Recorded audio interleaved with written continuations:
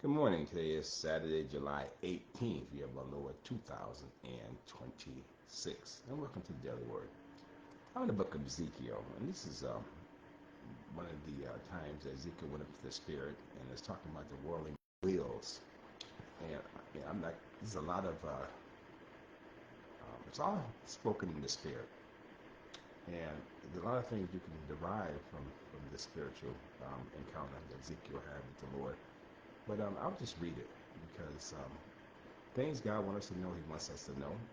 I see the four corners of the earth in this one. I see the wheels. I see all the people. And I see God leaving the temple. When God leaves the temple, there's a lot of different things I can derive from Him leaving the temple and being over all the four corners of the earth.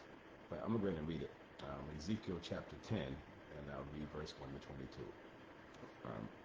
It says, "In my vision I saw what appeared to be a throne of blue lapis lazuli above the crystal surface over the heads of the cherubim. The Lord spoke to the man in linen clothing and said, 'Go between the whirling wheels beneath the cherubim and take a handful of burning coals and scatter them over the city.' He did this as I watched. The cherubim were standing at the south end of the temple when the man went in, and the cloud of glory filled the inner courtyard. Then the glory of the Lord rose up from above the cherubim and went over to the entrance of the temple. The temple was filled with His glory, with this cloud of glory, and the courtyard glowed brightly in the glory of the Lord. The moving wings of cherubim sounded like the voice of God Almighty, and could be heard even in the outer courtyard. In the outer courtyard. The Lord said to the man in the linen clothing, 'Go between the cherubim and take some burning coals from between the wheels.' So the man went and stood beside one of the wheels. Then one of the cherubim reached out his hand and took some live coals from the fire burning among them. He put the coals into the hands of the man in the linen clothing, and the man took them and went out. All the cherubim had what looked like human hands under their wings. I looked, and each of the four cherubim had a wheel beside him, and the wheels sparkled like beryl.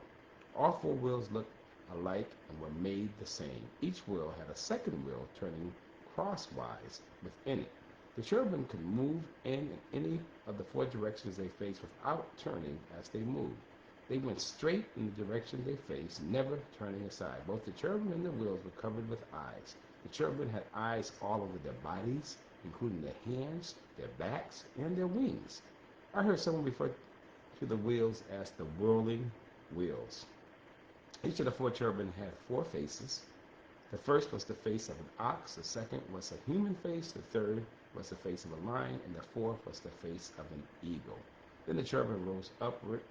They were the same living beings I had seen beside the Kidron River. When the cherubim moved, the wheels moved with them. When they lifted their wings to fly, the wheels stayed beside them. When the cherubim stopped, the wheels stopped. When they flew upward, the wheels rose up, for the spirit of the living being was in the wheels. Then the glory of the Lord moved out from the entrance of the temple and hovered over the cherubim. As I watched, the cherubim flew with their wheels to the east gate of the Lord's temple, and the glory of the God of Israel hovered over them. These were the same living beings I had seen beneath the God of Israel when I was by the Kidron River. I knew they were cherubim, for each had four faces, four wings, and what looked like human hands under their wings, and their faces were just like the faces of beings I had seen in the Kidron, and they traveled straight ahead, just as the others had. Wow. In the spirit, that was Ezekiel. God bless you. God willing, we will see you again on Sunday.